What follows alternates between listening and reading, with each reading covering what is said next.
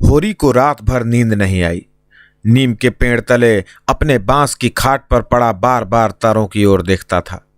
गाय के लिए नांद गाड़नी है, बैलों से अलग उसकी नांद रहे तो अच्छा। अभी तो रात को बाहर ही रहेगी, लेकिन चौमासे में उसके लिए कोई दूसरी जगह ठीक करनी होगी। बाहर लोग नजर लगा देते हैं, कभी कभी तो ऐसा टोना टोटका कर देते हैं कि गाय का दूध ही सूख जाता है। थन में हाथ ही नहीं लगाने देती, लात मारती है। नहीं, बाहर बांधना ठीक नहीं। और बाहर नांद भी कौन गाड़ने देगा? कारिंदा साहब नजर के लिए मुंह फुलाएंगे। छोटी छोटी बात के लिए राय साहब के पास फरियाद ले जाना भी उचित नहीं। और कारिंदे के सामने मेरी सुनता कौन है? उनसे कुछ कहूं तो कारिंदा दुश्मन हो जाए। जल में रहकर मगर से बैर करना लड़कपन है। भीतर ही बांधूंगा। आंगन है तो छोटा सा, लेकिन एक मड़ैया डाल देने से काम चल जाएगा। अभी पहला ही बयान है। 5 सेर से कम क्या दूध देगी? सेर भर तो गोबर ही को चाहिए। रुपया दूध देखकर कैसी ललचाती रहती है। अब पिए जितना चाहे। कभी कभी 2-4 सेर मालिकों को दे आया करूंगा। कारिंदा साहब की पूजा भी करनी ही होगी, और भोला के रुपए भी दे देना चाहिए। सगाई के ढकोसले में उसे क्यों डालूं? जो आदमी अपने ऊपर इतना विश्वास करे, उससे दगा करना नीचता है। 80 रुपए की गाय मेरे विश्वास पर दे दी। नहीं, यहां तो कोई 1 पैसे को नहीं पतियाता। सन में क्या कुछ न मिलेगा? अगर 25 रुपए भी दे दूं तो भोला को ढाढ़स हो जाए। धनिया से नाहक बता दिया। चुपके से गाय लाकर बांध देता तो चकरा आ जाती। लगती पूछने किसकी गाय है, कहां से लाए हो। खूब दिख करके तब बताता, लेकिन जब पेट में बात पचे भी, कभी 2-4 पैसे ऊपर से आ जाते हैं, उनको भी तो नहीं छिपा सकता। और यह अच्छा भी है, उसे घर की चिंता रहती है। अगर उसे मालूम हो जाए कि इनके पास भी पैसे रहते हैं तो फिर नखड़े बघाड़ने लगे। गोबर जरा आलसी है। नहीं, मैं गऊ की ऐसी सेवा करता कि जैसी चाहिए। आलसी वालसी कुछ नहीं है। इस उम्र में कौन आलसी नहीं होता। मैं भी दादा के सामने मटर गश्ती ही किया करता था। बेचारे पहर रात से कुट्टी काटने लगते, कभी द्वार पर झाड़ू लगाते, कभी खेत में खाद फेंकते। मैं पड़ा सोता रहता। कभी जगा देते तो मैं बिगड़ जाता और घर छोड़कर भाग जाने की धमकी देता था। लड़के जब अपने माँ बाप के सामने भी जिंदगी का थोड़ा सा सुख न भोगेंगे, तो फिर जब अपने सिर पर पड़ गई तो क्या भोगेंगे? दादा के मरते ही क्या मैंने घर नहीं संभाल लिया? सारा गांव यही कहता था कि होरी घर बर्बाद कर देगा, लेकिन सिर पर बोझ पड़ते ही मैंने ऐसा चोला बदला कि लोग देखते रह गए। शोभा और हीरा अलग ही हो गए। नहीं, आज इस घर की और ही बात होती। 3 हल एक साथ चलते, अब तीनों अलग अलग चलते हैं। बस समय का फेर है। धनिया का क्या दोष था? बेचारी जब से घर में आई, कभी तो आराम से न बैठी। डोली से उतरते ही सारा काम सिर पर उठा लिया। अम्मा को पान की तरह फेरती रहती थी, जिसने घर के पीछे अपने को मिटा दिया। देवरानियों से काम करने को कहती थी तो क्या बुरा करती थी? आखिर उसे भी तो कुछ आराम मिलना चाहिए। लेकिन भाग्य में आराम लिखा होता तब तो मिलता। तब देवरों के लिए मरती थी, अब अपने बच्चों के लिए मरती है। वह इतनी सीधी गमखोर निर्छल न होती तो आज शोभा और हीरा जो मूंछों पर ताव दिए फिरते हैं, कहीं भीख मांगते होते। आदमी कितना स्वार्थी हो जाता है। जिसके लिए मरो वही जान का दुश्मन हो जाता है। होरी ने फिर पूर्व की ओर देखा। शायद भिनसार हो रहा है। गोबर काहे को जागने लगा? नहीं, कह के तो यही सोया था कि मैं अंधेरे ही चला जाऊंगा। जाकर नाद तो गाड़ दूं, लेकिन नहीं, जब तक गाय द्वार पर ना आ जाए नाद गाड़ना ठीक नहीं। कहीं भोला बदल गए या किसी कारण से गाय न दी तो सारा गांव तालियां पीटने लगेगा। चले थे गाय लेने। पट्टे ने इतनी फुर्ती से नाद गाड़ दी मानो इसी की कसर थी। भोला है तो अपने घर का मालिक, लेकिन जब लड़के सयाने हो गए तो बाप की कौन चलती है? कामता और जंगी अकड़ जाएं तो क्या भोला अपने मन से गाय मुझे दे देंगे? कभी नहीं। सहसा गोबर चौंक कर उठ बैठा और आंखें मलता हुआ बोला, अरे यह तो भोर हो गया। तुमने नाद गाड़ दी दादा? होरी गोबर के सुगठित शरीर और चौड़ी छाती की ओर गर्व से देखकर और मन में यह सोचते हुए कि कहीं इसे गोरस मिलता तो कैसा पट्ठा हो जाता, बोला, नहीं अभी नहीं गाड़ी। सोचा कहीं न मिले तो नाहक भद्द हो। गोबर ने त्योरी चढ़ाकर कहा, मिलेगी क्यों नहीं? उनके मन में कोई चोर बैठ जाए। चोर बैठे या डाकू, गाय तो उन्हें देनी ही पड़ेगी। गोबर ने और कुछ न कहा, लाठी कंधों पर रखी और चल दिया। होरी उसे जाते देखता हुआ अपना कलेजा ठंडा करता रहा। अब लड़के की सगाई में देर न करनी चाहिए। 17वां लग गया, मगर करे कैसे? कहीं पैसे के भी दर्शन हो। जब से तीनों भाइयों में अलगौझा हो गया, घर की साख जाती रही। महतो लड़का देखने आते हैं, पर घर की दशा देखकर मुंह फीका करके चले जाते हैं। 2-1 राजी भी हुए तो रुपए मांगते हैं। 200-300 लड़की का दाम चुकाए और इतना ही ऊपर से खर्च करें, तब जाकर ब्याह हो। कहाँ से आवे इतने रुपए? रास खलिहान में तुल जाती है, खाने भर को भी नहीं बचता। ब्याह कहाँ से हो? और अब तो सोना ब्याहने योग्य हो गई। लड़के का ब्याह ना हुआ ना सही, लड़की का ब्याह ना हुआ तो सारी बिरादरी में हंसी होगी। पहले तो उसी की सगाई करनी है, पीछे देखी जाएगी। एक आदमी ने आकर राम राम किया और पूछा, तुम्हारी कोठी में कुछ बांस होंगे महतो? होरी ने देखा, दमड़ी बंसोर सामने खड़ा है। नाटा, काला, खूब मोटा, चौड़ा मुंह, बड़ी बड़ी मूछें, लाल आंखें, कमर में बांस काटने की कटार खोसे हुए। साल में 1-2 बार आकर चीकें, कुर्सियां, मोढ़े, टोकरियां आदि बनाने के लिए कुछ बांस काट ले जाता था। होरी प्रसन्न हो गया, मुट्ठी गर्म होने की कुछ आशा बंधी। चौधरी को ले जाकर अपने तीनों कोठियां दिखाई, मोल भाव किया और 25 रुपए सैकड़े में 50 बांसों का बयाना ले लिया। फिर दोनों लौटे। होरी ने उसे चिलम पिलाई, जलपान कराया और तब रहस्यमयी भाव से बोला, मेरे बांस कभी 30 रुपए से कम में नहीं जाते, लेकिन तुम घर के आदमी हो, तुमसे क्या मोल भाव करता? तुम्हारा वह लड़का जिसकी सगाई हुई थी अभी परदेश से लौटा कि नहीं? चौधरी ने चिलम का दम लगाकर खांसते हुए कहा, उस लौंडे के पीछे तो मर मिटा महतो। जवान बहू घर में बैठी थी और वह बिरादरी की एक दूसरी औरत के साथ परदेश में मौज करने चल दिया। बहू भी दूसरे के साथ निकल गई। बड़ी नाकिस जात है महतो, किसी की नहीं होती। कितना समझाया कि तू जो चाहे खा, जो चाहे पहन, मेरी नाक न कटवा। मुदा कौन सुनता है? औरत को भगवान सब कुछ दे, रूप न दे, नहीं तो वह काबू में नहीं रहती। कोठियां तो बट गई होंगी। होरी ने आकाश की ओर देखा और मानो उसकी महानता में उड़ता हुआ बोला, सब कुछ बट गया चौधरी। जिनको लड़कों की तरह पाला पोसा वह बराबर के हिस्सेदार हैं, लेकिन भाई का हिस्सा खाने की अपनी नीयत नहीं है। इधर तुमसे रुपए मिलेंगे, उधर दोनों भाइयों को बांट दूंगा। 4 दिन की जिंदगी में क्यों किसी से छल कपट करूं? नहीं, कह दूं कि 20 रुपए सैकड़े में बेचे हैं तो उन्हें क्या पता लगेगा? तुम उनसे कहने थोड़े ही जाओगे। तुम्हें तो मैंने बराबर अपना भाई समझा है।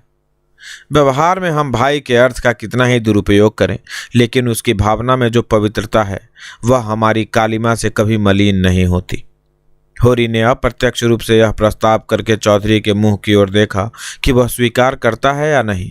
उसके मुख पर कुछ ऐसा मिथ्या विनीत भाव प्रकट हुआ जो भिक्षा मांगते समय मोटे भिक्षुकों पर आ जाता है। चौधरी ने होरी को आसन पाकर चाबुक जमाया। हमारा तुम्हारा पुराना भाईचारा है महतो, ऐसी बात है भला, लेकिन बात यह है कि ईमान आदमी बेचता है तो किसी लालच से। 20 रुपए नहीं, मैं 15 रुपए कहूँगा, लेकिन जो 20 रुपए के दाम लो। होरी ने खिसिया कर कहा, तुम तो चौधरी अंधेर करते हो। 20 रुपए में कहीं ऐसे बांस जाते हैं? ऐसे क्या, इससे अच्छे बांस जाते हैं 10 रुपए पर। हाँ, 10 कोस और पश्चिम चले जाओ। मोल बांस का नहीं है, शहर के नगीच होने का है। आदमी सोचता है जितनी देर वहां जाने में लगेगी उतनी देर में तो 2-4 रुपए का काम हो जाएगा। सौदा पट गया। चौधरी ने मिर्जाई उतार कर छान पर रख दी और बांस काटने लगा। ऊख की सिंचाई हो रही थी। हीरा बहू कलेवा लेकर कुएं पर जा रही थी। चौधरी को बांस काटते देखकर घूंघट के अंदर से बोली, कौन बांस काटता है? यहाँ बांस ना कटेंगे। चौधरी ने हाथ रोककर कहा, बांस मोल लिए हैं, 15 रुपए सैकड़े का बयाना हुआ है, सेंध में नहीं काट रहे हैं। हीरा बहू अपने घर की मालकिन थी। उसी के विद्रोह से भाइयों में अलगौझा हुआ था। धनिया को परास्त करके शेर हो गई थी। हीरा कभी कभी उसे पीटता था। अभी हाल में इतना मारा था कि वह कई दिन तक खाट से न उठ सकी, लेकिन अपना पदाधिकार वह किसी तरह न छोड़ती थी। हीरा क्रोध में उसे मारता था, लेकिन चलता था उसी के इशारे पर। उस घोड़े की भांति जो कभी कभी स्वामी को लात मार कर भी उसी के आसन के नीचे चलता है। कलेवी की टोकरी सिर से उतार कर बोली, 15 रुपए में हमारे बांस ना जाएंगे। चौधरी औरत जात से इस विषय में बातचीत करना नीति विरुद्ध समझते थे। बोले, जाकर अपने आदमी को भेज दो, जो कुछ कहना हो आकर कहें। हीरा बहू का नाम था पुन्नी। बच्चे 2 ही हुए थे, लेकिन ढल गई थी। बनाव श्रृंगार से समय के आघात का शमन करना चाहती थी, लेकिन गृहस्थी में भोजन ही का ठिकाना न था। श्रृंगार के लिए पैसे कहाँ से आते? इस अभाव और विवशता ने उसकी प्रकृति का जल सुखाकर कठोर और शुष्क बना दिया था, जिस पर एक बार फावड़ा भी उचट जाता था। समीप आकर चौधरी का हाथ पकड़ने की चेष्टा करती हुई बोली, आदमी को क्यों भेज दूं? जो कुछ कहना हो मुझसे कहो ना। मैंने कह दिया मेरे बांस ना कटेंगे। चौधरी हाथ छुड़ाता था और पुन्नी बार बार पकड़ लेती थी। 1 मिनट तक यही हाथापाई होती रही। अंत में चौधरी ने उसे जोर से पीछे ढकेल दिया। पुन्नी धक्का खाकर गिर पड़ी, मगर फिर संभली और पांव से तल्ली निकाल कर चौधरी के सिर, मुंह, पीठ पर अंधाधुंध जमाने लगी। बंसोर होकर उसे ढकेल दे, उसका यह अपमान। मारती जाती थी और रोती भी जाती थी। चौधरी उसे धक्का देकर नारी जाति पर बल का प्रयोग करके गच्चा खा चुका था। खड़े खड़े मार खाने के सिवा इस संकट से बचने की उसके पास और कोई दवा न थी। पुन्नी का रोना सुनकर होरी भी दौड़ा हुआ आया। पुन्नी ने उसे देखकर और जोर से चिल्लाना शुरू किया। होरी ने समझा चौधरी ने पुनिया को मारा है। खून ने जोश मारा और अलगौजे की ऊंची बाधा को तोड़ता हुआ सब कुछ अपने अंदर समेटने के लिए बाहर निकल पड़ा। चौधरी को जोर से 1 लात जमा कर बोला, अब अपना भला चाहते हो चौधरी, तो यहां से चले जाओ, नहीं तुम्हारी लहास उठेगी। तुमने अपने को समझा क्या है? तुम्हारी इतनी मजाल कि मेरी बहू पर हाथ उठाओ। चौधरी कसमें खा खा कर अपनी सफाई देने लगा। तल्लियों की चोट में उसकी अपराधी आत्मा मौन थी। यह लात उसे निरपराध मिली और उसके फूले हुए गाल आंसुओं से भीग गए। उसने तो बहू को छुआ भी नहीं। क्या वह इतना गवार है कि महतों के घर की औरतों पर हाथ उठाएगा? होरी ने अविश्वास करके कहा, आंखों में धूल मत झोंको चौधरी, तुमने कुछ कहा नहीं तो बहू झूठ मूठ रोती है। रुपए की गर्मी है तो वह निकाल दी जाएगी, अलग है तो क्या हुआ, है तो एक खून। कोई तिरछी आंख से देखे तो आंख निकाल लेंगे। पुन्नी चंडी बनी हुई थी, गला फाड़ कर बोली, तूने मुझे धक्का देकर गिरा नहीं दिया, खा जा अपने बेटे की कसम। हीरा को खबर मिली कि चौधरी और पुनिया में लड़ाई हो रही है। चौधरी ने पुनिया को धक्का दिया। पुनिया ने तल्लियों से पीटा। उसने पूर्व वहीं छोड़ा और औंगी लिए घटना स्थल की ओर चला। गांव में अपने क्रोध के लिए प्रसिद्ध था। छोटा डील गठा हुआ शरीर, आंखें कौड़ी की तरह निकल आई थी और गर्दन की नसें तन गई थी। मगर उसे चौधरी पर क्रोध न था, क्रोध था पुनिया पर। वह क्यों चौधरी से लड़ी? क्यों उसकी इज्जत मिट्टी में मिला दी? बसोर से लड़ने झगड़ने का उसे क्या प्रयोजन था? उसे जाकर हीरा से समाचार कह देना चाहिए था। हीरा जैसा उचित समझता करता। वह उससे लड़ने क्यों गई? उसका बस होता तो वह पुनिया को पर्दे में रखता। पुनिया किसी बड़े से मुंह खोलकर बातें करे, यह उसे असह्य था। वह खुद जितना उद्दंड था, पुनिया को उतना ही शांत रखना चाहता था। जब भैया ने 15 रुपए में सौदा कर लिया तो यह बीच में कूदने वाली कौन? आते ही उसने पुन्नी का हाथ पकड़ लिया और घसीटता हुआ अलग ले जाकर लगा लाते जमाने। हरामजादी, तू हमारी नाक कटाने पर लगी हुई है। तू छोटे छोटे आदमियों से लड़ती फिरती है। किसकी पगड़ी नीची होती है बता? 1 लात और जमा कर। हम तो वहां कलेऊ की बाट देख रहे हैं, तू यहाँ लड़ाई ठाने बैठी है। इतनी बेशर्मी, आंख का पानी ऐसा गिर गया, खोद कर गाड़ दूंगा। पुन्नी हाय हाय करती जाती थी और कोसती जाती थी। तेरी मिट्टी उठे, तुझे हैजा हो जाए, तुझे मरी आए, देवी मैया तुझे लील जाए, तुझे इन्फ्लुएंजा हो जाए, भगवान करे तू कोढ़ी हो जाए, हाथ पांव कटकट गिरे। और गालियां तो हीरा खड़ा खड़ा सुनता रहा, लेकिन यह पिछली गाली उसे लग गई। हैजा, मरी आदि में विशेष कष्ट न था। इधर बीमार पड़े, उधर विदा हो गए। लेकिन कोढ़, यह घिनौनी मौत और उससे भी घिनौना जीवन। वह तिलमिला उठा, दांत पीसता हुआ पुनिया पर झपटा और झोंटे पकड़कर फिर उसका सिर जमीन पर रगड़ता हुआ बोला, हाथ पांव कटकर गिर जाएंगे तो मैं तुझे लेकर चाटूंगा। तू ही मेरे बाल बच्चों को पालेगी हैं? तू ही इतनी बड़ी गिरस्ती चलाएगी? तू तो दूसरा भतार करके किनारे खड़ी हो जाएगी। चौधरी को पुनिया की इस दुर्गति पर दया आ गई। हीरा को उदारता पूर्वक समझाने लगा। हीरा महतो, अब जाने दो, बहुत हुआ। क्या हुआ, बहू ने मुझे मारा, मैं तो छोटा नहीं हो गया। धन्य भाग कि भगवान ने यह दिन तो दिखाया। हीरा ने चौधरी को डांटा। तुम चुप रहो चौधरी, नहीं मेरे क्रोध में पड़ जाओगे तो बुरा होगा। औरत जात इसी तरह बकती है। आज को तुमसे लड़ गई, कल को दूसरों से लड़ जाएगी। तुम भले मानस हो, हंसकर टाल गए, दूसरा तो बर्दाश्त न करेगा। कहीं उसने भी हाथ छोड़ दिया तो कितनी आबरू रह जाएगी बताओ। इस ख्याल ने उसके क्रोध को फिर भड़काया। लपका था कि होरी ने दौड़कर पकड़ लिया और उसे पीछे हटाते हुए बोला, अरे हो तो गया, देख तो लिया दुनिया ने कि बहादुर हो, अब क्या उसे पीस कर पी जाओगे। हीरा अब भी बड़े भाई का अदब करता था, सीधे सीधे न लड़ता था। चाहता तो एक झटके में अपना हाथ छुड़ा लेता, लेकिन इतनी बेअदबी न कर सका। चौधरी की ओर देखकर बोला, अब खड़े क्या ताकते हो, जाकर अपने बांस काटो। मैंने सही कर दिया, 15 रुपए सैकड़े में तय है। कहाँ तो पुन्नी रो रही थी, कहाँ झमक कर उठी और अपना सिर पीट कर बोली, लगा दे घर में आग, मुझे क्या करना है। भाग फूट गया कि तुम जैसे कसाई के पाले पड़ी। लगा दे घर में आग। उसने कलेऊ की टोकरी वहीं छोड़ दी और घर की ओर चली। हीरा गरजा, वहां कहाँ जाती है, चल कुएं पर, नहीं खून पी जाऊंगा। पुनिया के पांव रुक गए। इस नाटक का दूसरा अंक न खेलना चाहती थी। चुपके से टोकरी उठाकर रोती हुई कुएं की ओर चली। हीरा भी पीछे पीछे चला। होरी ने कहा, अब फिर मार धाड़ न करना, इससे औरत बेशरम हो जाती है। धनिया ने द्वार पर आकर हाँक लगाई, तुम वहां खड़े खड़े क्या तमाशा देख रहे हो? कोई तुम्हारी सुनता भी है कि यूं ही शिक्षा दे रहे हो? उस दिन इसी बहू ने तुम्हें घूंघट की आड़ में दाढ़ी जार कहा था, भूल गए? बहुरिया होकर पराए मर्दों से लड़ेगी तो डांटी ना जाएगी। होरी द्वार पर आकर नटखटपन के साथ बोला, और जो मैं इसी तरह तुझे मारूं? क्या कभी मारा नहीं है जो मारने की साथ बनी हुई है? इतनी बेदर्दी से मारता तो तू घर छोड़कर भाग जाती। पुनिया बड़ी गमखोर है।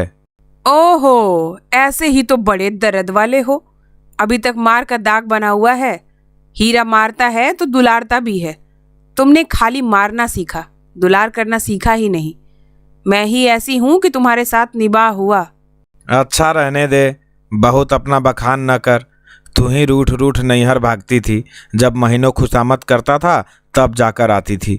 जब अपनी गरज सताती थी तब मनाने आते थे लाला, मेरे दुलार से नहीं जाते थे। इसी से तो मैं सबसे तेरा बखान करता हूँ। वैवाहिक जीवन के प्रभात में लालसा अपने गुलाबी मादकता के साथ उदय होती है और हृदय के सारे आकाश को अपने माधुर्य की सुनहरी किरणों से रंजित कर देती है। फिर मध्याह्न का प्रखर ताप आता है, क्षण भर पर बगुले उठते हैं और पृथ्वी कांपने लगती है। लालसा का सुनहरा आवरण हट जाता है और वास्तविकता अपने नग्न रूप में सामने आ खड़ी होती है।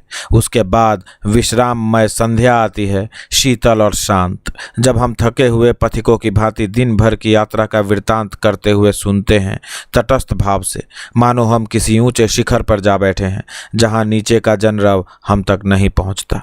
धनिया ने आंखों में रस भरकर कहा, चलो चलो बड़े बखान करने वाले, जरा सा कोई काम बिगड़ जाए तो गर्दन पर सवार हो जाते हो। होरी ने मीठे उलाहने के साथ कहा, ले अब यह तेरी बेइंसाफी मुझे अच्छी नहीं लगती धनिया। भोला से पूछ मैंने उनसे तेरे बारे में क्या कहा था। धनिया ने बात बदलकर कहा, देखो गोबर गाय लेकर आता है कि खाली हाथ। चौधरी ने पसीने में लथपथ आकर कहा, महतो चलकर बांस गिन लो, कल ठेला लाकर उठा ले जाऊंगा। होरी ने बांस गिनने की जरूरत न समझी। चौधरी ऐसा आदमी नहीं है। फिर एक आध बांस बेसी काट ही लेगा तो क्या, रोज ही तो मंगनी बांस कटते रहते हैं। सहालगों में तो मंडप बनाने के लिए लोग दर्जनों बांस काट ले जाते हैं। चौधरी ने 7.5 रुपए निकाल कर उसके हाथ में रख दिए। होरी ने गिन कर कहा, और निकालो, हिसाब से 2.5 और होते हैं। चौधरी ने बेमुरव्वती से कहा, 15 रुपए में तय हुए हैं कि नहीं? 15 रुपए में नहीं, 20 रुपए में। हीरा महतो ने तुम्हारे सामने 15 रुपए कहे थे, कहो तो बुला लाऊं। तय तो 20 रुपए में ही हुए थे चौधरी। अब तुम्हारी जीत है, जो चाहो कहो। 2.5 रुपए निकलते हैं, तुम 2 ही दे दो। मगर चौधरी ने कच्ची गोलियां न खेला था, अब उसे किसका डर। होरी के मुंह में तो ताला पड़ा हुआ था, क्या कहे, माथा ठोंक कर रह गया।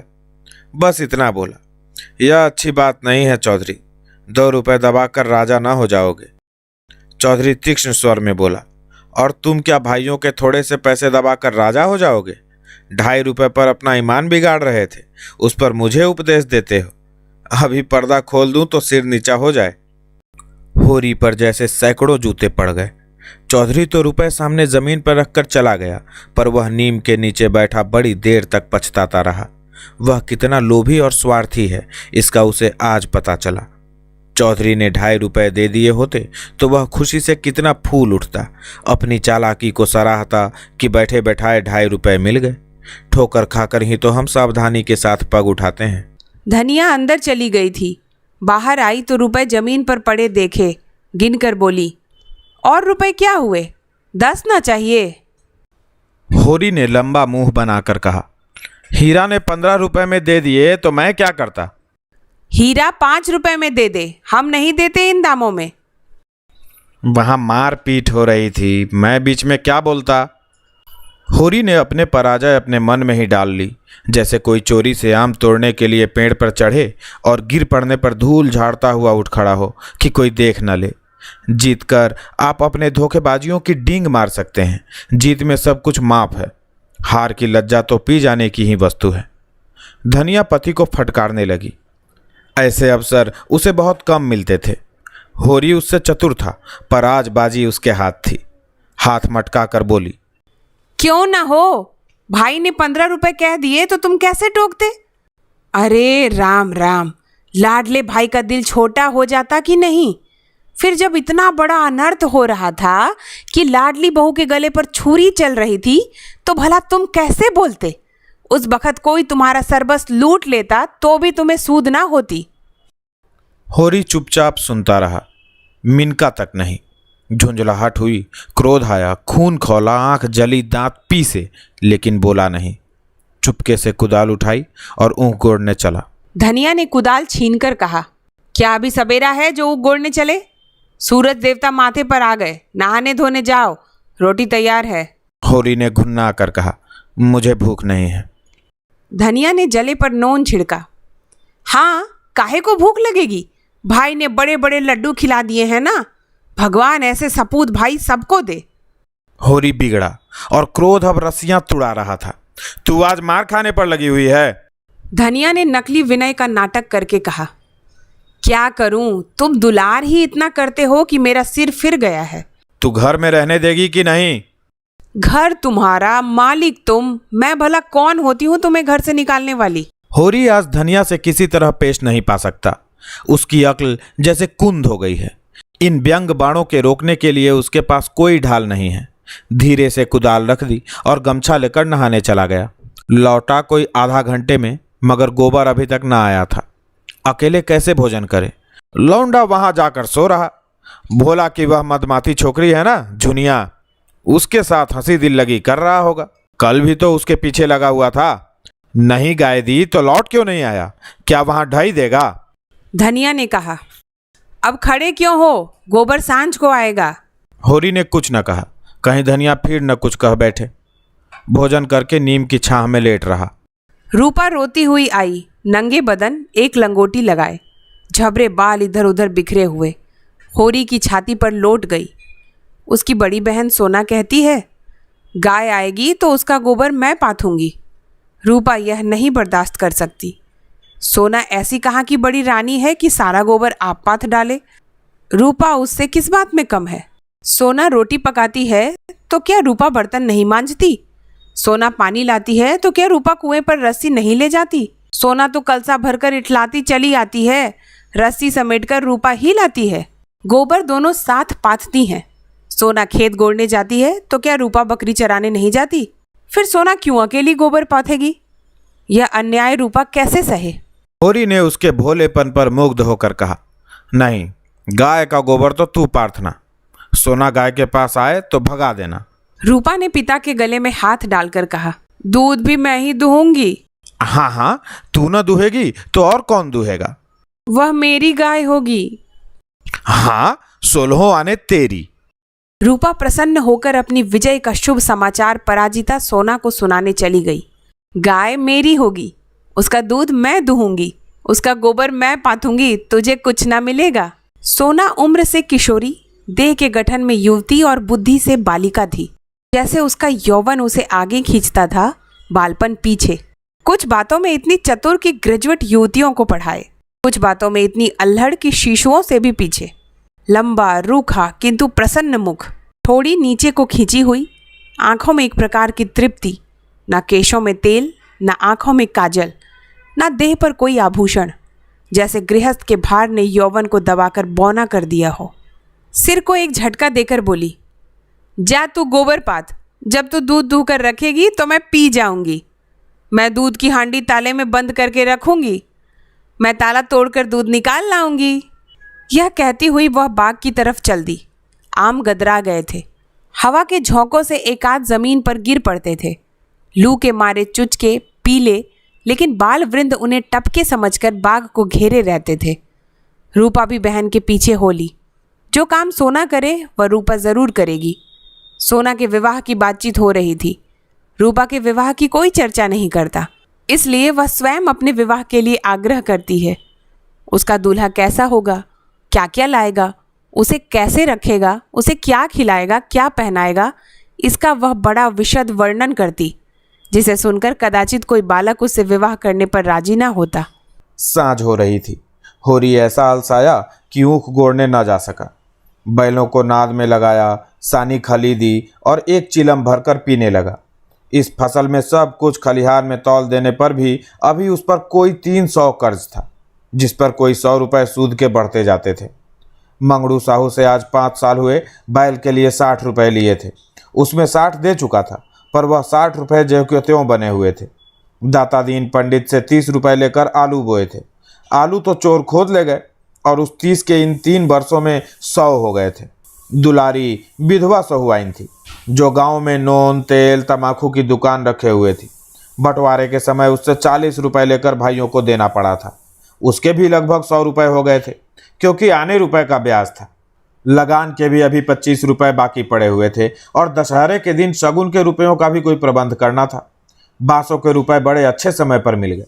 शगुन की समस्या हल हो जाएगी, लेकिन कौन जाने, यहाँ तो एक ढेला भी हाथ में आ जाए तो गांव में शोर मच जाता है और लेनदार चारों तरफ से नोचने लगते हैं। ये 5 रुपये तो वह शगुन में देगा, चाहे कुछ हो जाए। मगर अभी जिंदगी के 2 बड़े बड़े काम सिर पर सवार थे, गोबर और सोना का विवाह। बहुत हाथ बांधने पर भी 300 से कम खर्च ना होंगे। ये 300 किसके घर से आएंगे? कितना चाहता है कि किसी से 1 पैसा कर्ज ना ले, जिसका आता है उसका पाई पाई चुका दे, लेकिन हर तरह का कष्ट उठाने पर भी गला नहीं छूटता। इसी तरह सूद बढ़ता जाएगा और एक दिन उसका घर द्वार सब नीलाम हो जाएगा। उसके बाल बच्चे निराश्रय होकर भीख मांगते फिरेंगे।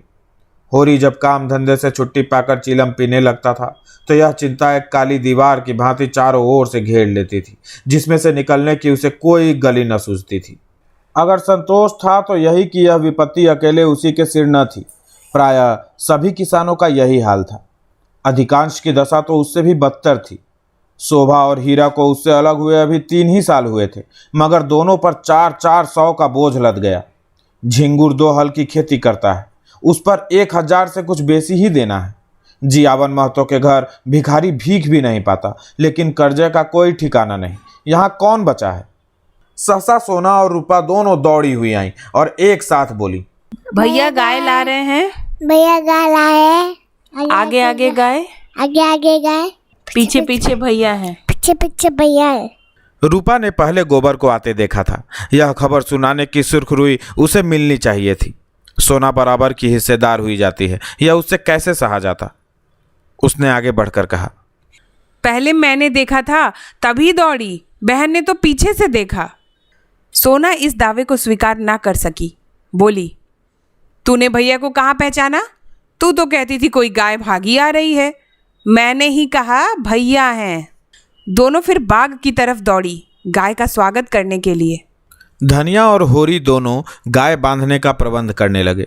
होरी बोला, चलो जल्दी से नांद गाड़ दें। धनिया के मुख पर जवानी चमक उठी थी। नहीं, पहले थाली में थोड़ा सा आटा और गुड़ घोलकर रख दें। बेचारी धूप में चली होगी, प्यासी होगी। तुम जाकर नाद गाड़ो, मैं घोलती हूँ। कहीं एक घंटी पड़ी थी, उसे ढूंढ ले, उसके गले में बांधेंगे। सोना कहाँ गई? सहुआइन की दुकान से थोड़ा सा काला डोरा मंगवा लो, गाय को नज़र बहुत लगती है। आज मेरे मन की बड़ी भारी लालसा पूरी हो गई। धनिया अपने हार्दिक उल्लास को दबाए रखना चाहती थी। इतनी बड़ी संपदा अपने साथ कोई नई बाधा न लाए, शंका उसके निराश हृदय में कंपन डाल रही थी। आकाश की ओर देखकर बोली, गाय के आने का आनंद तो तब है कि उसका पौरा भी अच्छा हो। भगवान के मन की बात है। मानो वह भगवान को भी धोखा देना चाहती थी। भगवान को भी दिखाना चाहती थी कि इस गाय के आने से उसे इतना आनंद नहीं हुआ कि ईर्ष्यालु भगवान सुख का पलड़ा ऊंचा करने के लिए कोई नई विपत्ति भेज दे। वह अभी आटा घोल ही रही थी कि गोबर गाय को लिए बालकों के एक जुलूस के साथ द्वार पर पहुंचा।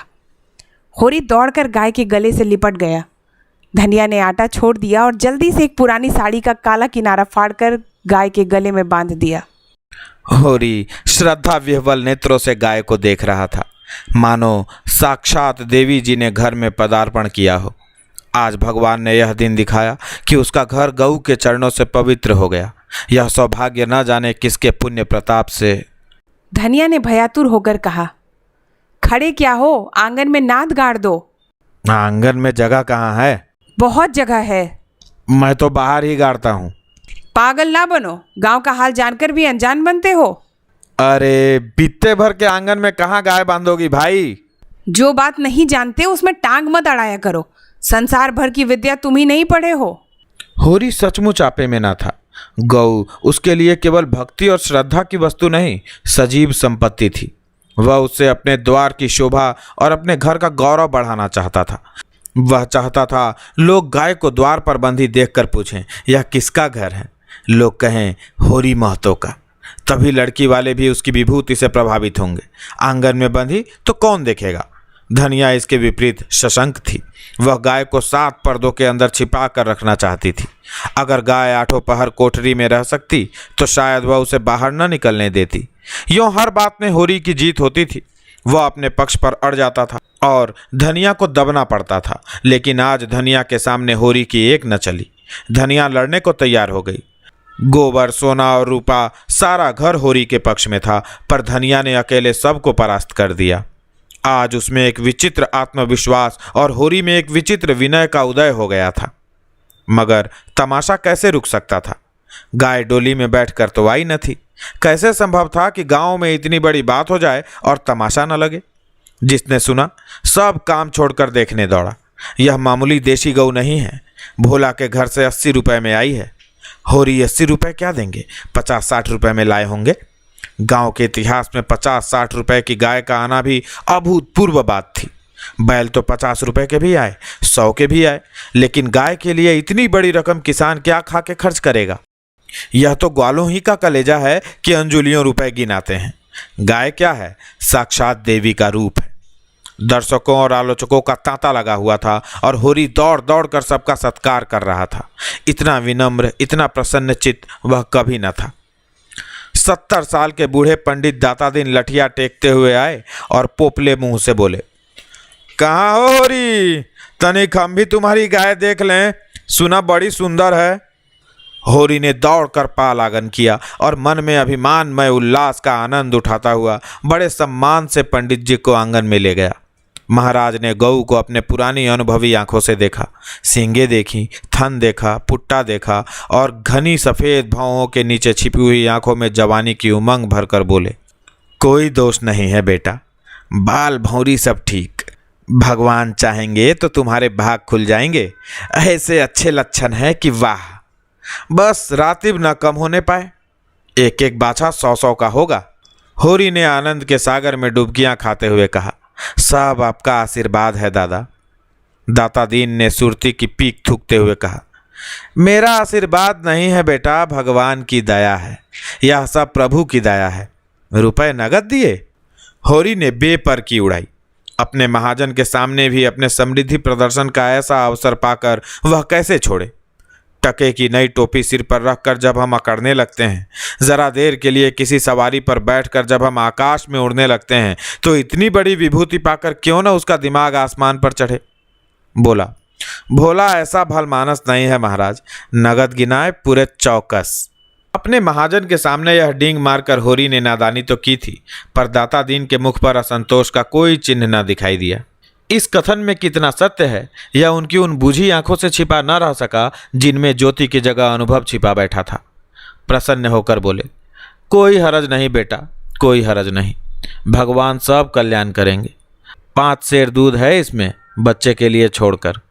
धनिया ने तुरंत टोका, अरे नहीं महाराज, इतना दूध कहाँ, बुढ़िया तो हो गई है, फिर यहाँ रातीब कहाँ धरा है। दाता दीन ने मर्म भरी आंखों से देखकर उसकी सतर्कता को स्वीकार किया, मानो कह रहे हो गृहिणी का यही धर्म है, सीटना मर्दों का काम है, उन्हें सीटने दो। फिर रहस्य भरे स्वर में बोले, बाहर न बांधना, इतना कह देते हैं। धनिया ने पति की ओर विजयी आंखों से देखा, मानो कह रही हो, लो अब तो मानोगे। दाता दीन से बोली, नहीं महाराज, बाहर क्या बांधेंगे, भगवान दे तो इसी आंगन में 3 गायें और बंध सकती हैं। सारा गांव गाय देखने आया, नहीं आए तो शोभा और हीरा, जो अपने सगे भाई थे। होरी के हृदय में भाइयों के लिए अब भी कोमल स्थान था। वह दोनों आकर देख लेते और प्रसन्न हो जाते तो उसकी मनोकामना पूरी हो जाती। सांझ हो गई, दोनों पूर लेकर लौट आए। इसी द्वार से निकले पर पूछा कुछ नहीं। होरी ने डरते डरते धनिया से कहा, न शोभा आया न हीरा, सुना ना होगा। धनिया बोली, तो यहाँ कौन उन्हें बुलाने जाता है। तू बात तो समझती नहीं, लड़ने के लिए तैयार रहती है। भगवान ने जब यह दिन दिखाया है तो हमें सिर झुकाकर चलना चाहिए। आदमी को अपने सगों के मुंह से अपनी भलाई बुराई सुनने की जितनी लालसा होती है, बाहर वालों के मुंह से नहीं। फिर अपने भाई लाख बुरे हों, हैं तो अपने भाई ही। अपने हिस्से बखरे के लिए सभी लड़ते हैं, पर इससे खून थोड़े ही बढ़ जाता है। दोनों को बुलाकर दिखा देना चाहिए, नहीं कहेंगे गाय लाए, हमसे कहा तक नहीं। धनिया ने नाक सिकोड़ कर कहा, मैंने तुमसे 100 बार 1000 बार कह दिया, मेरे मुंह पर भाइयों का बखान ना किया करो। उनका नाम सुनकर मेरी देह में आग लग जाती है। सारे गांव ने सुना, क्या उन्होंने ना सुना होगा। कुछ इतनी दूर भी तो नहीं रहते, सारा गांव देखने आया। उन्हीं के पाँव में मेहंदी लगी हुई थी, मगर आए कैसे। जलन हो रही होगी कि इसके घर गाय आ गई, छाती फटी जाती होगी। दिया बत्ती का समय आ गया था। धनिया ने जाकर देखा तो बोतल में मिट्टी का तेल ना था। बोतल उठाकर तेल लाने चली गई। पैसे होते तो रूपा को भेजती, उधार लाना था। कुछ मुंह देखी कहेगी, कुछ लल्लो चप्पो करेगी, तभी तो तेल उधार मिलेगा। होरी ने रूपा को बुलाकर प्यार से गोद में बैठाया और कहा, जरा जाकर देख, हीरा काका आ गए कि नहीं। शोभा काका को भी देखती आना, कहना दादा ने तुम्हें बुलाया है। ना आए हाथ पकड़कर खींच लाना। रूपा ठुनक कर बोली, छोटी काकी मुझे डांटती है। काकी के पास क्या करने जाएगी, फिर शोभा बहू तो तुझे बहुत प्यार करती है। शोभा काका मुझे चिढ़ाते हैं, मैं ना कहूँगी। क्या कहते हैं बता। चिढ़ाते हैं, कहते हैं तेरे लिए मूस पकड़ रखा है, ले जा भूनकर खा ले। होरी के अंतःस्थल में गुदगुदी हुई। तू कहती नहीं, पहले तुम खा लो तो मैं खाऊंगी। अम्मा मना करती हैं, कहती हैं उन लोगों के घर ना जाया करो। तू अम्मा की बेटी है कि दादा की। रूपा ने उसके गले में हाथ डालकर कहा, अम्मा की, और हंसने लगी। तो फिर मेरी गोद से उतर जा, आज मैं तुझे अपनी थाली में ना खिलाऊंगा। घर में एक ही फूल की थाली थी, होरी उसी थाली में खाता था। थाली में खाने का गौरव पाने के लिए रूपा होरी के साथ खाती थी। इस गौरव का परित्याग कैसे करे, हुमक कर बोली, अच्छा तुम्हारी। तो फिर मेरा कहना मानेगी कि अम्मा का। तुम्हारा। तो जाकर हीरा और शोभा को खींच ला। और जो अम्मा बिगड़े। अम्मा से कहने कौन जाएगा। रूपा कूदती हुई हीरा के घर चली। द्वेष का मायाजाल बड़ी बड़ी मछलियों को ही फांसता है। छोटी मछलियां या तो उसमें फंसती ही नहीं या तुरंत निकल जाती हैं। उनके लिए वह घातक जाल क्रीड़ा की वस्तु है, भय की नहीं। भाइयों से होरी की बोलचाल बंद थी, पर रूपा दोनों घरों में आती जाती थी। बच्चों से क्या बैर। लेकिन रूपा घर से निकली ही थी कि धनिया तेल लिए मिल गई। उसने पूछा, सांझ की बेला कहाँ जाती है, चल घर। रूपा माँ को प्रसन्न करने के प्रलोभन को ना रोक सकी। धनिया ने डांटा, चल घर, किसी को बुलाने नहीं जाना है। रूपा का हाथ पकड़े हुए वह घर आई और होरी से बोली, मैंने तुमसे 1000 बार कह दिया, मेरे लड़कों को किसी के घर ना भेजा करो। किसी ने कुछ करा दिया तो मैं तुम्हें लेकर चाटूंगी? ऐसा ही बड़ा प्रेम है तो आप क्यों नहीं जाते? अभी पेट नहीं भरा, जान पड़ता है। होरी नांद जमा रहा था। हाथों में मिट्टी लपेटे हुए अज्ञान का अभिनय करके बोला, किस बात पर बिगड़ती है भाई? यह तो अच्छा नहीं लगता कि अंधे कुकुर की तरह हवा को भूखा करे। धनिया को कुप्पी में तेल डालना था। इस समय झगड़ा न बढ़ाना चाहती थी। रूपा भी लड़कों में जा मिली। पहर रात से ज़्यादा जा चुकी थी। नांद गड़ चुकी थी। सानी और खली डाल दी गई थी। गाय मन मारे उदास बैठी थी, जैसे कोई वधू ससुराल आई हो। नांद में मुंह तक न डालती थी। होरी और गोबर खाकर आधी आधी रोटियां उसके लिए लाए, पर उसने सूंघा तक नहीं। मगर यह कोई नई बात न थी। जानवरों को भी बहुधा घर छूट जाने का दुख होता है। होरी बाहर खाट पर बैठकर चिलम पीने लगा तो फिर भाइयों की याद आई। नहीं, आज इस शुभ अवसर पर वह भाइयों की उपेक्षा नहीं कर सकता। उसका हृदय यह विभूति पाकर विशाल हो गया था। भाइयों से अलग हो गया है तो क्या हुआ? उनका दुश्मन तो नहीं है। यही गाय 3 साल पहले आई होती तो सभी का उस पर बराबर अधिकार होता। और कल को यह गाय दूध देने लगेगी तो क्या वह भाइयों के घर दूध न भेजेगा या दही न भेजेगा? ऐसा तो उसका धर्म नहीं है। भाई उसका बुरा चेते, वह क्यों उनका बुरा चेते? अपनी अपनी करनी तो अपने अपने साथ है। उसने नारियल खाट के पाए से लगा कर रख दिया और हीरा के घर की ओर चला। शोभा का घर भी उधर ही था। दोनों अपने अपने द्वार पर लेटे हुए थे। काफ़ी अंधेरा था। होरी पर उनमें से किसी की निगाह नहीं पड़ी। दोनों में कुछ बातें हो रही थी। होरी ठिठक गया और उनकी बातें सुनने लगा। ऐसा आदमी कहाँ है जो अपने चर्चा सुनकर टाल जाए? हीरा ने कहा, जब तक एक में थे एक बकरी भी नहीं ली, अब पछाई गाय ली जाती है। भाई का हक मारकर किसी को फलते फूलते नहीं देखा। शोभा बोला, यह तुम अन्याय कर रहे हो हीरा। भैया ने एक एक पैसे का हिसाब दे दिया था। यह मैं कभी ना मानूंगा कि उन्होंने पहले की कमाई छिपा रखी थी। तुम मानो चाहे न मानो, है यह पहले की कमाई। किसी पर झूठा इल्जाम न लगाना चाहिए। अच्छा, तो यह रुपए कहाँ से आ गए? कहाँ से खून बरस पड़ा? उतने ही खेत तो हमारे पास भी हैं, उतनी ही उपज हमारी भी है। फिर क्यों हमारे पास कफन को कौड़ी नहीं और उनके घर नई गाय आती है? उधार लाए होंगे। भोला उधार देने वाला आदमी नहीं है। कुछ भी हो, गाय है बड़ी सुंदर। गोबर लिए जाता था तो मैंने रास्ते में देखा। बेईमानी का धन जैसे आता है वैसे ही जाता है। भगवान चाहेंगे तो बहुत दिन गाय घर में न रहेगी। होरी से और न सुना गया। वह बीती बातों को बिसार कर अपने हृदय में स्नेह और सौहार्द भरे भाइयों के पास आया था। इस आघात ने जैसे उसके हृदय में छेद कर दिया और वह रस भाव उसमें किसी तरह नहीं टिक रहा था। लत्ते और चिथड़े ठूंसकर अब उस प्रवाह को नहीं रोक सकता। जी में एक उबाल आया कि उसी क्षण इस आक्षेप का जवाब दे, लेकिन बात बढ़ जाने के भय से चुप रह गया। अगर उसकी नीयत साफ है तो कोई कुछ नहीं कर सकता। भगवान के सामने वह निर्दोष है। दूसरों की उसे परवाह नहीं। उल्टे पांव लौट आया और वह जला हुआ तंबाकू पीने लगा। लेकिन जैसे वह विष प्रतिक्षण उसकी धमनियों में फैलता जाता था। उसने सो जाने का प्रयास किया पर नींद न आई। बैलों के पास जाकर उन्हें सहलाने लगा। विष शांत न हुआ। दूसरी चीलम भरी, लेकिन उसमें भी कुछ रस न था। विष ने जैसे चेतना को आक्रांत कर दिया हो। जैसे नशे में चेतना एकांगी हो जाती है, जैसे फैला हुआ पानी एक दिशा में बहकर वेगवान हो जाता है, वही मनोवृत्ति उसकी हो रही थी। उसी उन्माद की दशा में वह अंदर गया। अभी द्वार खुला हुआ था। आंगन में एक किनारे चटाई पर लेटी हुई धनिया सोना से देह दबवा रही थी और रूपा जो रोज सांझ होते ही सो जाती थी, आज खड़ी गाय का मुंह सहला रही थी। होरी ने जाकर गाय को खूंटे से खोल लिया और द्वार की ओर ले चला। वह इसी वक्त गाय को भोला के घर पहुंचाने का दृढ़ निश्चय कर चुका था। इतना बड़ा कलंक सिर पर लेकर वह अब गाय को घर में नहीं रख सकता, किसी तरह नहीं। धनिया ने पूछा, कहाँ लिए जाते हो रात को?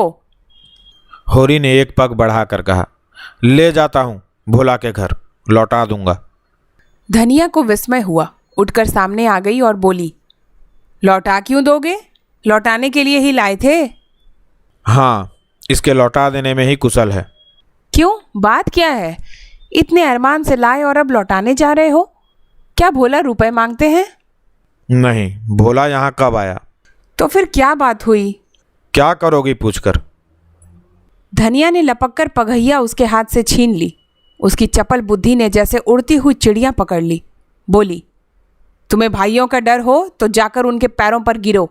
मैं किसी से नहीं डरती। अगर हमारी बढ़ती देखकर किसी की छाती फटती है तो फट जाए, मुझे परवाह नहीं। होरी ने विनीत स्वर में कहा, धीरे धीरे बोल महारानी, कोई सुने तो कहे ये सब इतनी रात गए लड़ रहे हैं। मैं अपने कानों से क्या सुनाया हूँ तू क्या जाने। यहाँ चर्चा हो रही है कि मैंने अलग होते समय रुपए दबा लिए थे और भाइयों को धोखा दिया था। यही रुपए अब निकल रहे हैं। हीरा कहता होगा। सारा गांव कह रहा है, हीरा को क्यों बदनाम करूं? सारा गांव नहीं कह रहा, अकेला हीरा कह रहा है। मैं अभी जाकर पूछती हूँ ना कि तुम्हारे बाप कितने रुपए छोड़कर मरे थे। दाढ़ी जारों के पीछे हम बर्बाद हो गए, सारी जिंदगी मिट्टी में मिला दी, पाल पोस कर संडा किया और अब हम बेईमान हैं। मैं कह देती हूँ, अगर गाय घर से बाहर निकली तो अनर्थ हो जाएगा। रख लिए हमने रुपए, दबा लिए, बीज खेत दबा लिए। डंके की चोट पर कहती हूँ, मैंने हंडे भर असरफियाँ छुपा ली। हीरा और शोभा और संसार को जो करना हो कर ले, क्यों ना रुपए रख ले। दो दो संडों का ब्याह नहीं किया, गौना नहीं किया। होरी सिटपिटा गया। धनिया ने उसके हाथ से पगहिया छीन ली और गाय को खूंटे से बांधकर द्वार की ओर चली। होरी ने उसे पकड़ना चाहा, पर वह बाहर जा चुकी थी। वहीं सिर थाम कर बैठ गया। बाहर उसे पकड़ने की चेष्टा करके वह कोई नाटक नहीं दिखाना चाहता था। धनिया के क्रोध को खूब जानता था। बिगड़ती है तो चंडी बन जाती है, मारो काटो सुनेगी नहीं। लेकिन हीरा भी तो एक ही गुस्सेवर है, कहीं हाथ चला दे तो पड़ले ही हो जाए। नहीं, हीरा इतना मूर्ख नहीं है। मैंने कहाँ से कहाँ यह आग लगा दी। उसे अपने आप पर क्रोध आने लगा। बात मन में रख लेता तो क्यों यह टंटा खड़ा होता। सहसा धनिया का कर्कश स्वर कान में आया। हीरा की गरज भी सुन पड़ी। फिर पुन्नी की पैनी पीक भी कानों में चुभी। सहसा उसे गोबर की याद आई। बाहर लपक कर उसकी खाट देखी, गोबर वहाँ न था।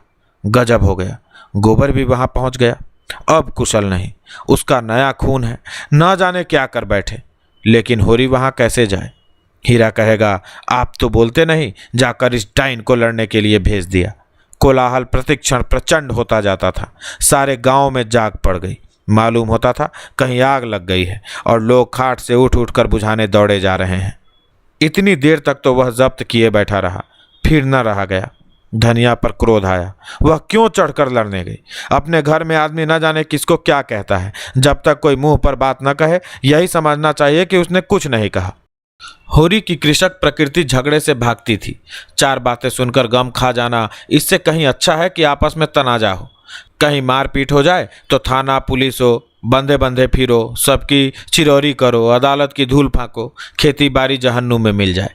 उसका हीरा पर तो कोई बस न था, मगर धनिया को तो वह जबरदस्ती खींच ला सकता है। बहुत होगा गालियां दे लेगी, एक दो दिन रूठी रहेगी, थाना पुलिस की नौबत तो ना आएगी। जाकर हीरा के द्वार पर सबसे दूर दीवार की आड़ में खड़ा हो गया। एक सेनापति की भांति मैदान में आने के पहले परिस्थिति को अच्छी तरह समझ लेना चाहता था। अगर अपनी जीत हो रही है तो बोलने की कोई ज़रूरत नहीं, हार हो रही है तो तुरंत कूद पड़ेगा। देखा तो वहाँ 50 आदमी जमा हो गए हैं। पंडित दातादीन, लाला पटेश्वरी, दोनों ठाकुर जो गांव के कर्ता धर्ता थे, सभी पहुँचे हुए हैं। धनिया का पल्ला हल्का हो रहा था। उसकी उग्रता जनमत को उसके विरुद्ध किए देती थी। वह रणनीति में कुशल न थी। क्रोध में ऐसी जली कटी सुना रही थी कि लोगों की सहानुभूति उससे दूर होती जाती थी। वह गरज रही थी। तू हमें देखकर क्यों जलता है? हमें देखकर क्यों तेरी छाती फटती है?